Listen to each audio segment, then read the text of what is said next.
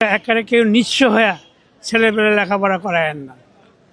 আমার অনুরোধ, একেবারে নিঃস্ব হয়ে 1 নম্বর লেখাপড়া করায়েন না। 2 নম্বর হইল যে একটা স্বপ্ন দেখে না যে ছেলে বড় হইলে ভালো বড় বড় স্কুলে লেখাপড়া করাইলে ছেলে বাপ মায়ের ডাকবে, এইটা কইরেন না। এটা তার জ্যান্ত প্রমাণ। আমি ছেলে একটাই, ওর কষ্ট লাগে না। লাগে কোথায় পড়াশোনা করাইছে? সেন্ট গ্রেগরিতে Lakshmibazar Saint Gregory school, Dhaka বিশ্ববিদ্যালয়। আমার ছেলে বিকাশ ব্যাংকের সিনিয়র অফিসার। এখনও বিয়া শাদি করে নাই, আমি এখন বিয়া শাদি করবো। বিয়া শাদি করে নিই, তারপর পরে দেখা যাবে। মানে জিজ্ঞেস করে না।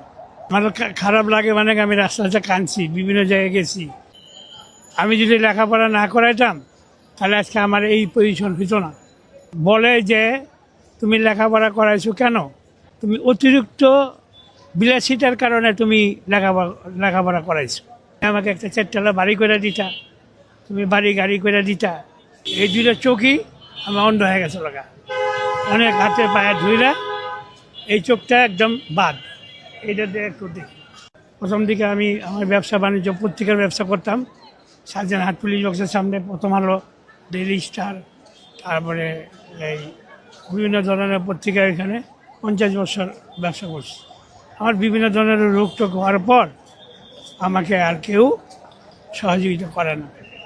ছেলেটারে পড়াইছি, ছেলে বলে যে তুমি এতদূর পর্যন্ত লেখাপড়া করাইছো কেন?